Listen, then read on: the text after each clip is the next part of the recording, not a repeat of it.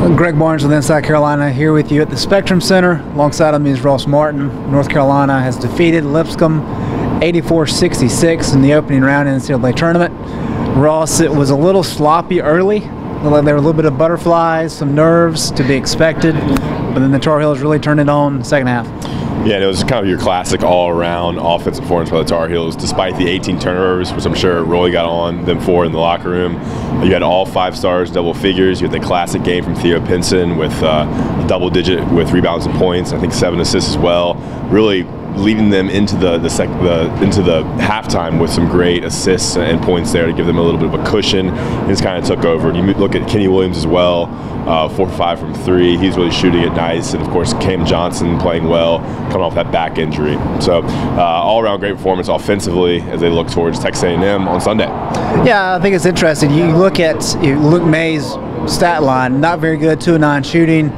He's had some good games in this building. Today was not one of them. However, you look at what Sterling Manley and Garrison Brooks provided off the bench. That's going to be critical against Texas A&M coming up on Sunday. And so, like you said, Cam Johnson played well, especially in the first half. Kenny Williams turned it on in the second half. Joel Berry was Joel Berry. Theo Pinson did what he does. And then you're starting to get some more contributions from the bench. And so you're getting a lot more positives instead of it just being 1 or 2 guys like we seemed to talk about a lot early in the year. Yeah, and I remember Roy Williams at the very beginning of the season talking about how he needed the 3 freshman big men to kind of all together be one positive double-double big man. And that's what Garrison Brooks and Sterling Manley did on Friday. Manley with a couple big dunks, Garrison Brooks getting after there on offense and on the defense side of the floor. And combined, if they can give UNC that kind of contribution, it's going to be huge going into these later rounds, especially against the Aggies on Sunday. They've taken huge leaps in terms of confidence and just being where they need to be on offense and on defense. What's your take on Luke May? As I mentioned, 2 of 9 against Lipscomb. I guess he had 10 points. He struggled in Brooklyn. Didn't have his best games. Do you think he's tired, or do you think it's just a matter of the competition level escalating? Yeah, and he has that 1 of 15 game against Miami, is right. Yeah. His performance offensively has been down, but seeing him knock down that 3 was positive. As long as the other players are contributing, he gets his points, he gets his shots. They're going to need him obviously more in the later rounds, but it does seem like he is in a little slump in some odd way, and obviously they're going to need him moving forward. Yeah, and I think one thing I always look at is, are they still engaged in the rest of the game if they're struggling shooting? And Luke May has continued to be a very good rebounder for the Tar Heels, and that's critical kind of moving forward, especially now that you've got other guys, like you said, that have stepped up scoring.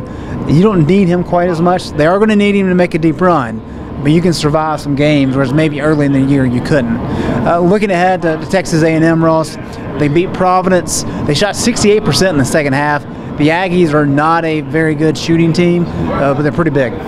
In that game, I watched a little bit of that game today. I don't think anything should really scare UNC too much about Texas A&M. They have some big players, but it seems like they're kind of a slow-moving team. Both those teams seem like they didn't want to win that game late, but they do have some good size. You mentioned 2 players over 6'10" and a long small forward as well, and athletic bigs that have given UNC some trouble. I don't know how athletic these guys are, but you're going to need some defensive performances by Manley and Brooks, who have shown up in big games as of late for the Tar Heels. Yeah, Robert Williams he did a little bit of a windmill dunk there at the end. He's the guy that could have been a lottery pick last year, but he's the guy that really stands out. I'll hold true to what I said earlier this week, that I think Providence would have been a worse matchup for UNC. That's kind of a gritty team. Even though A&M does have more size than UNC, I think this is the preferable matchup. And again, North Carolina's bracket sets up well for them, but they have to play their A game. They didn't have the A game early against the Bisons, but turned it on in the second half. For Inside Carolina, I'm Greg Barnes with Ross Martin.